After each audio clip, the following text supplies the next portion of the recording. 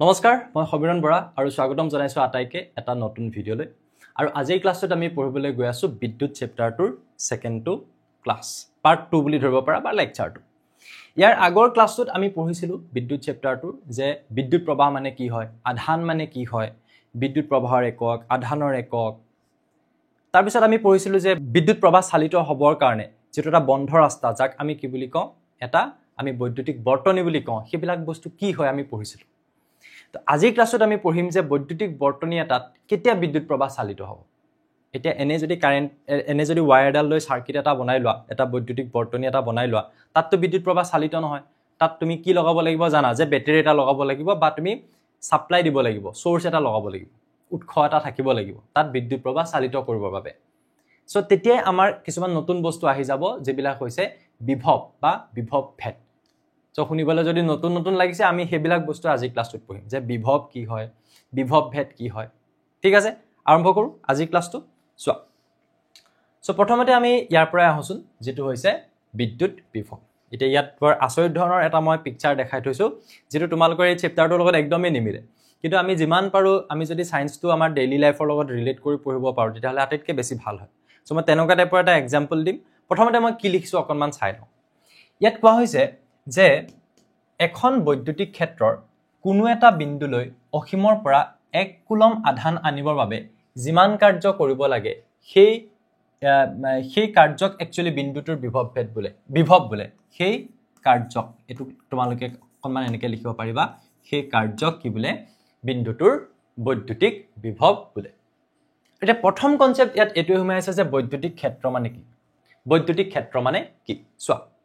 তোমালোকে জানা যে আমি আধান এটা যদি ইয়াতে লৈ লওঁ আধান আসলতে এটা ধৰ্ম হয় আধানযুক্ত কণিকা ধৰি লোৱা তোমালোকে ইলেক্ট্ৰন বুলি ক'লে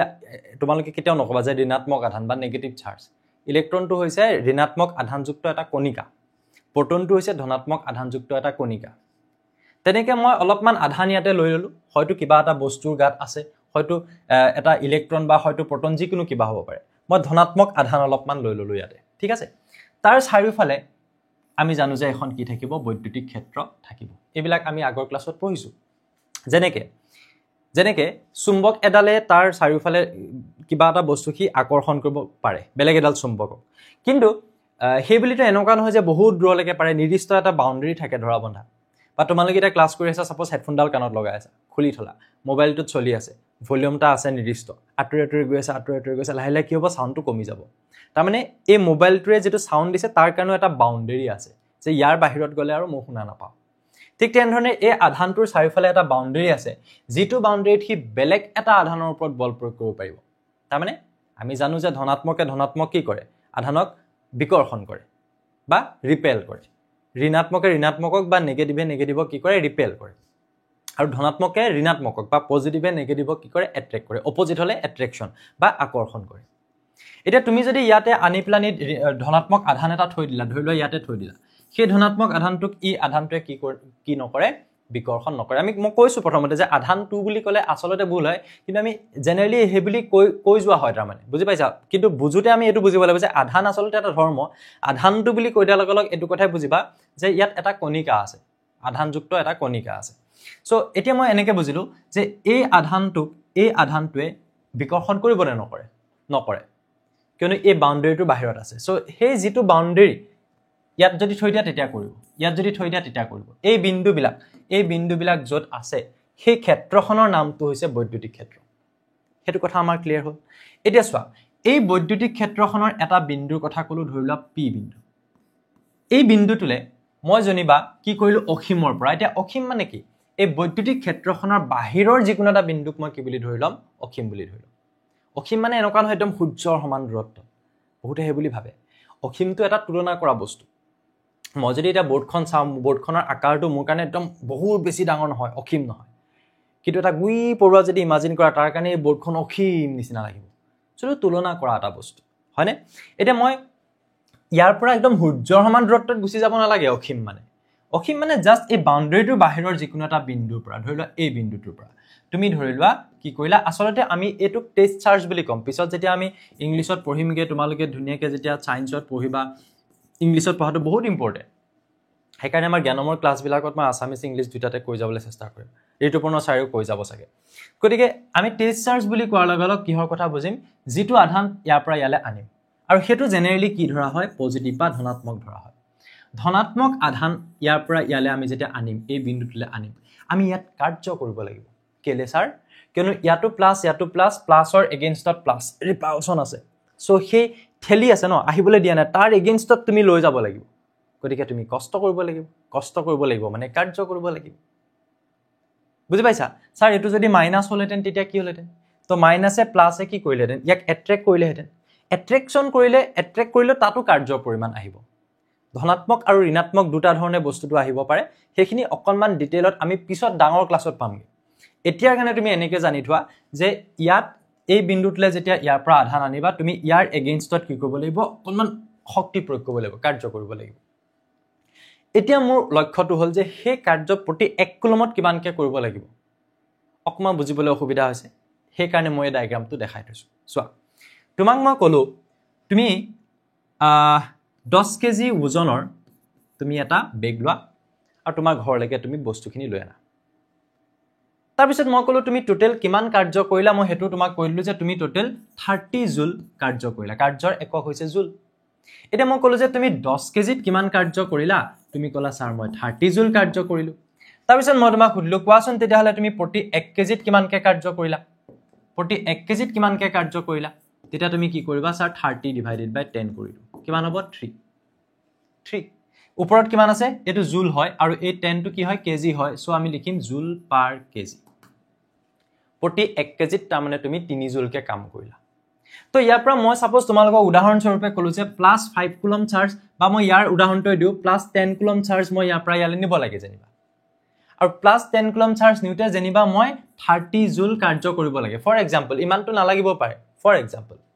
তো প্ৰতি 1 কুলমত কিমানকে কৰিলা স্যাৰ মই 10 কুলম নিউতে কৰিলো 30 জুল তেতিয়া হলে প্ৰতি 1 কুলমত মই কিমান কাৰ্য কৰিলো বলে 30 ডিভাইডেড বাই 10 আৰু এটো কি হ'ব ওপৰত জুল তলত কুলম তো কিমান হ'ব 3 জুল পাৰ কুলম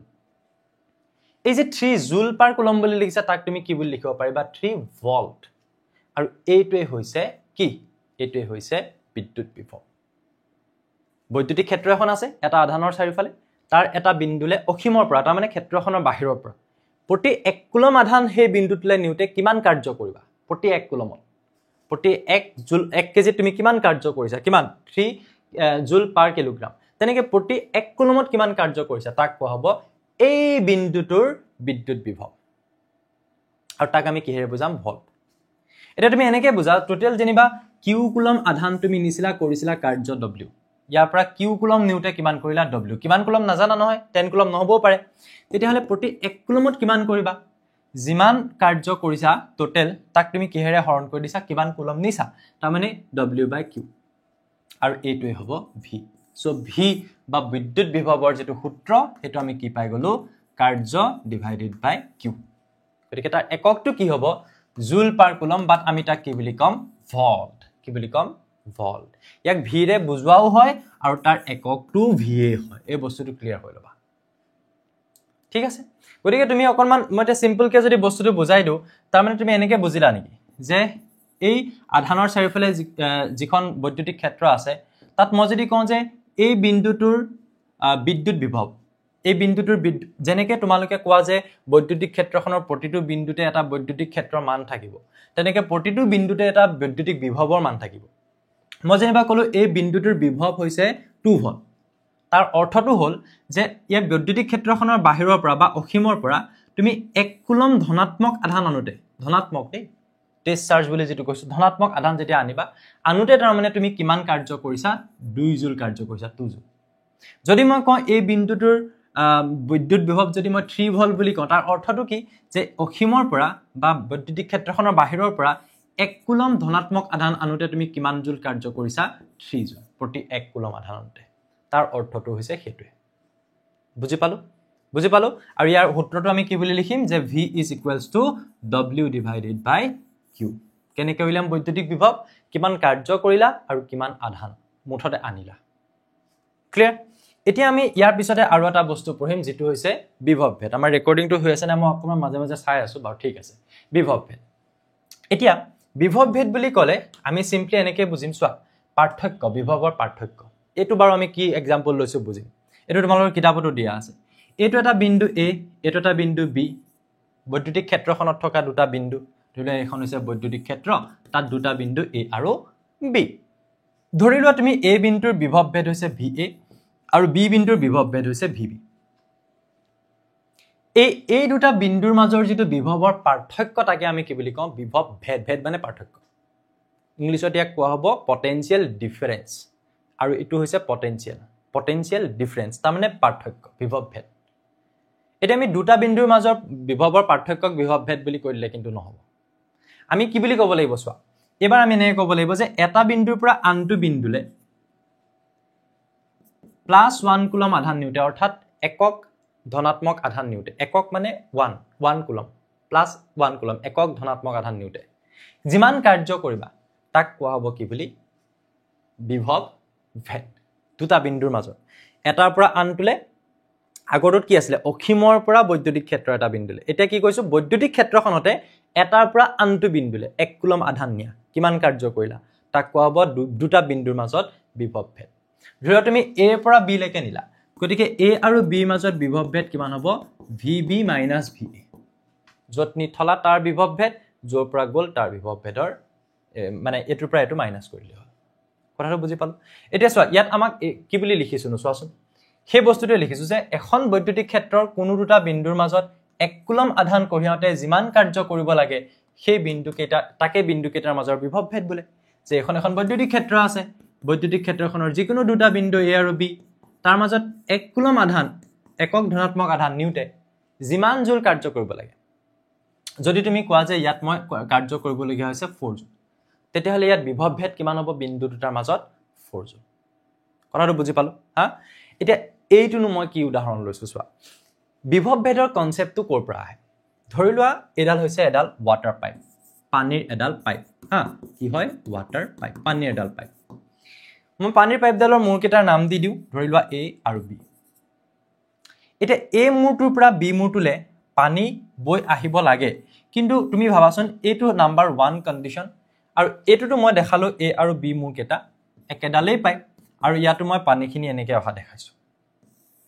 কোনটোত পানীখিনি আসলতে A পৰা B লে বৈ আহিব ইয়াত আহিব নে ইয়াত আহিব এনেকে ৰাখি থলেটো নাহিব ইয়াক আমি হাওলাই দিব লাগিব এনেকে বা এনেকে তো মাটিৰ পৰা যদি তুমি চাবলৈ যোৱা ইয়াত কি হৈছে A মূৰটোলৈকে যিমান উচ্চতা B মূৰটোলৈকে হিমানেই উচ্চতা কিন্তু যদি তুমি 2 নম্বৰ কেছটোত চোৱা A মূৰটোলৈকে যিমান উচ্চতা B মূৰটোলে তাতকে কম উচ্চতা তাৰ মানে আমি ইয়াত কিহৰ পাৰ্থক্য আনিব লাগিব উচ্চতাৰ পাৰ্থক্য তেতিয়াহে অহৰহ এটা মূৰৰ পৰা আনটো মূৰলে কি হ'ব পানী বৈ আহিব পানীৰ এটা খুঁট পাম এটা আমি বিদ্যুৎ প্ৰবাহ বুলি কতে কি পঢ়িছিলো যে আধানৰ খুঁট তো আধানে গতি কৰিবৰ কাৰণে কি তুমি বুলে তাঁৰডাল লৈ আছে হাততে এনেকে দিছা বুলে স্যাৰ ইয়াত কাৰেন্ট আহিব এনেকা হ'ব নি নহয় তাত কিহৰ পাৰ্থক্য আনিবা তাত তুমি বিভৱৰ পাৰ্থক্য আনিব লাগিব এই তাঁৰডালৰ এটো মূৰ আৰু এটো মূৰৰ মাজত উচ্চতাৰ নহয় বিভৱৰ পাৰ্থক্য আনিব লাগিব তেতিয়া আধানে গতি কৰিব আৰু তেতিয়া তুমি তাত কি পাবা বিদ্যুৎ প্ৰবাহ পাবা যেনেকে ইয়াত পানীৰ খুঁট পাই আছে তেনেকে আধানৰ খুঁট পাবা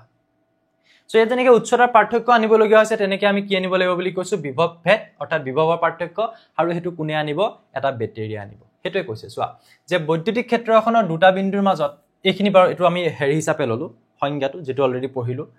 এতিয়া এই বিভৱ ভেদটো কোনে আনিব বুলি কৈছো এটা বেটেৰি এটো এটা আছে বৈদ্যুতিক বৰ্তনী আমি যদি আকো এনেকে ধৰণে আকিব পাৰো এটো হৈছে এটা বাল্ব এই ৰখত যেটো দেখাইছো এটো এটা চাবি আমি ইয়াতো দেখাব পাৰো এটো এটা বৈদ্যুতিক চাবি তাৰ পিছত ইয়াত মই দেখালো এটা বেটেৰি এটো হৈছে প্লাস এটো হৈছে মাইনাস সো বেটেৰিটো যেতিয়া লগাবা তেতিয়াহে ইয়াত বিদ্যুৎ প্ৰবাহ চালিত হ'ব কেলে এই ধনাত্মক সাইডটোৱে বেটেৰিটোৰ উচ্চ বিভৱ বুজায় আৰু ঋণাত্মকটোৱে নিম্ন বিভৱ বুজায় অৰ্থাৎ ইয়াত বিভৱৰ পাৰ্থক্য আছে ইয়াত বেছি ইয়াত কম তেতিয়া বেছিৰ পৰা কমৰ ফাললৈ ইয়াত বিদ্যুৎ প্ৰবাহ চালিত হয় গতিকে সেই বিভৱ ভেদটো কেতিয়া আহিব বৰ্তনীটোত আমি যেতিয়া এটা বেটেৰি সংযোগ কৰিম ঠিক আছে এইখিনিলৈকে তাৰ পিছত চোৱা এইখিনিলৈকে আমি কি বুজিলো যে দুটা বিন্দুৰ মাজত বিভৱ ভেদ মানে এটাৰ পৰা আনটোলৈকে 1 কুলম আধান নিউটে কিমান কাৰ্য কৰিব লাগিব হল আৰু বৰ্তনীটাত বিভৱ ভেদৰ কিহৰ কাৰণে প্ৰয়োজন আছে বিদ্যুৎ প্ৰবাহ তেতিয়াহে চালিত হ'ব যেনেকে পাইপডালত উচ্চতাৰ পাৰ্থক্য আহিব লাগিব ইয়াত দুটা মূৰৰ মাজত বিভৱৰ পাৰ্থক্য আহিব লাগিব হেতু কোনে আনিব এটা বেটেৰি আনিব কেনেকৈ আনিব বেটেৰীটোত এই ধনাত্মক ছাইডটো উচ্চ বিভৱ বেছি বিভৱ আৰু ঋণাত্মক ছাইডটো কম বিভৱৰ হয় গতিকে বেটেৰীটো লগাই দিয়াৰ মাত্ৰ তাত উচ্চ বিভৱটোৰ পৰা নিম্ন বিভৱলৈ অৰ্থাৎ ধনাত্মক ছাইডটোৰ পৰা ঋণাত্মক ছাইডটোলৈ তাত নিজে নিজে কি হ'ব বিদ্যুৎ প্ৰবাহ এটা চালিত হ'ব কিন্তু এটা বস্তু তোমালোকে জানা চাগে যে ইয়াত ইলেক্ট্ৰনৰ গতি যিটো দিশত হ'ব যদি বিদ্যুৎ প্ৰবাহ এফালে চালিত হৈছে ইলেক্ট্ৰনৰ গতি তাৰ বিপৰীত দিশত হ'ব সেইটো কথা চাগে তোমালোকে জানা কিয়নো সেইটো আমি ইয়াৰ আগৰ ক্লাছটোত অলৰেডি ডিসকাস কৰিছো বাৰু ইয়াৰ পিছত ইয়ালে আহোঁ যে 1 ভল্ট বুলি ক'লে কি বুজা সো আকৌ মই ডায়াগ্ৰামটো কেলে লৈছো চোৱাচোন